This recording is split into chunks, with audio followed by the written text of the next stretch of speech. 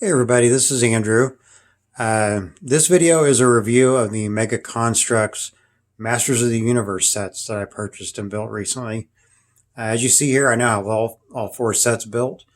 And now that I'm done with them, I wanted to give an overview of my thoughts and opinions of Mega Construct in general and of these sets in detail. So let's get right into it. Start here with the Wind Raider. This is a really good build. I like it a lot. I like the way it looks. I'm surprised, in fact, that Masters of the Universe is much better, Mega Constructs is much better quality than I thought it was going to be. It's actually pretty close to Lego quality. It's actually quite good. The only minor little thing is sometimes the pieces are a little more difficult to put together or pull apart. But that actually may be a sign of this a decent quality. Also, all this stuff you're seeing on here and here, all these on every single set is printed. There's absolutely no stickers in these sets. I do really like that. One kind of strange thing, I think I forgot to mention the update I did just for this set. One weird thing in their advertisement on the box is that it says you can shoot out this anchor and blah, blah, blah. Well, it actually doesn't shoot out.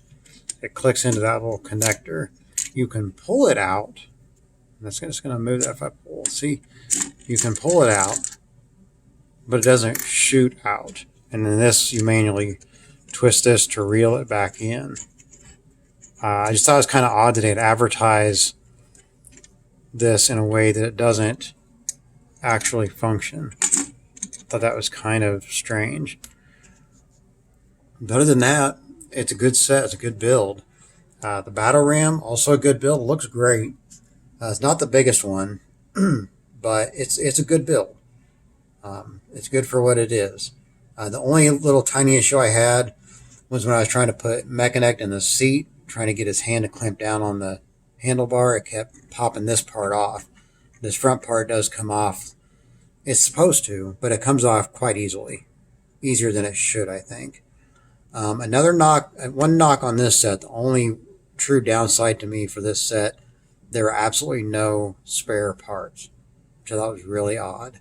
Even Lego is stingy with spare parts, but I've never had a Lego set that had none.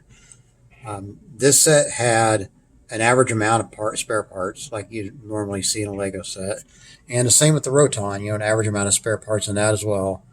And this build is super small. If you do get this set, it's really a cool set. I love the way Merman looks. It also comes with Battle Cat and the Battle Armor He-Man, which look great. But it is a small build. And a lot of it is because, and this is one complaint I have about this set, and also Panthor at Point Dread, the cats come pre-built.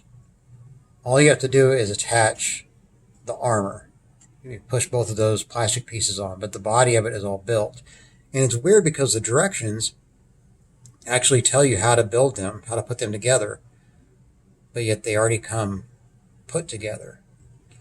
And I've noticed this for some of the mini action figures as well. I've had a few that were already completely put together. Almost all of them had the arms attached. Some of them had body armor attached. And it's super strange to me. I buy these sets because I love to build. And so my expectation is that I'll be able to build these sets completely. Especially if you're going to put it in the directions on how to build certain things in the sets. We should get the opportunity to build those things. They shouldn't already be built for us.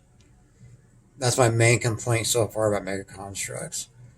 Also, as far as the mini action figures go, I learned the hard way that the pants and the waistband only go together in one direction. And what you want to do, almost every time that I've opened one, the legs are already attached to the ball joint. You need to pull the legs off, put the pants and the waistband on the ball joint, then set the torso on it, and then you're going to want to set it on the ground and push down on it. And you'll hear a click, and that's when you know the torso is attached to everything else. It's all together. Then you can put your legs on, the head, and everything else. So, I mean, they are quality as far as they go together real well, and they stay together.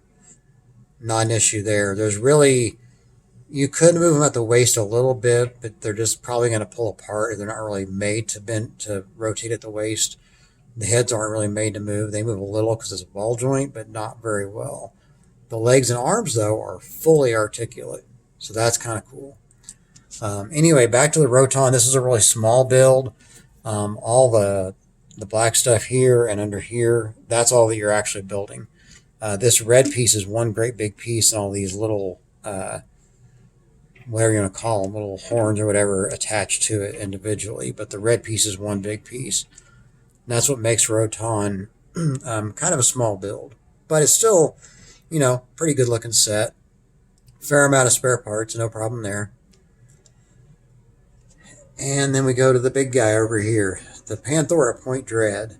A really good build. There's plenty of stuff here. You build the ship, and I always forget what it's called. I want to say Falcon something or something Falcon. I haven't seen He-Man since I was a little kid, so I just can't really remember. And this is Point Dread, and Point Dread actually connects to the Castle Grayskull, which I still haven't bought because it's pricey. Amazon, according to their site, is the only retail partner for it. It's exclusive, and they're charging above retail. They're still charging $275, which I think is absolute garbage that they can charge above retail for it. But, hey, whatever. Anyway, with this set, you also get the Sorceress. There's a weapons rack and her little bird as well. And then Panthor and Battle Armor Skeletor.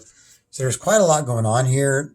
The Point Dread is the main part of the build, and it's a fun build. It's interesting how the different pieces go together and the different angles. There's a lot of tiny pieces, but it's still a good build. And there's a little computer inside. You can probably just barely see it. Yeah, okay, there was a computer back then. Back in the 80s, in He-Man movies, they had computers for some reason. Like, okay. And the ship's a pretty good build as well. And it looks great. Surprisingly, with this set, I had a lot of spare parts. Quite a lot. I have a bunch of the yellow pieces and a bunch of other pieces. I think it might have been a mistake that they doubled up on some of the parts. Because it was way more than usual, and some of them were good-sized parts as well. So it could have been a mistake. I will say also, this set and the Wind Raider, because of the size of them, come with numbered bags. These other two are small enough. There's no numbered bags in them. Kind of makes sense. And oddly enough, another little issue, I don't know if this is a normal thing because these are my only Mega Construx experiences, but with the Point Dread set, the parts were not packed accurately. Like when I opened the first, the number one bags, I got a few pages in and I didn't have the parts I needed. And I found them in other bags. And that happened throughout the instructions.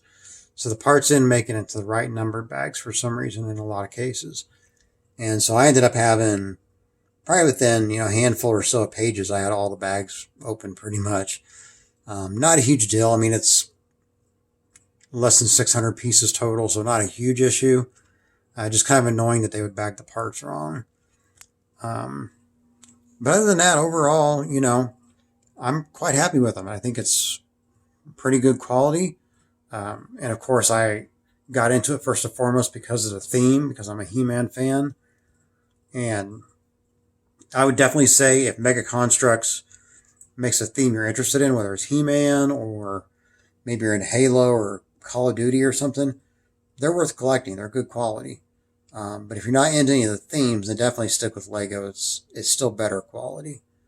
But overall, yeah, I'd say it definitely worth the money. I mean, I got all these sets on Amazon on sale. Good sales, too. So if you can find them on sale, they're definitely worth the money. All right, well, that's pretty much all for this video. If you like this kind of content, please hit like and subscribe to support the channel. And thank you for watching.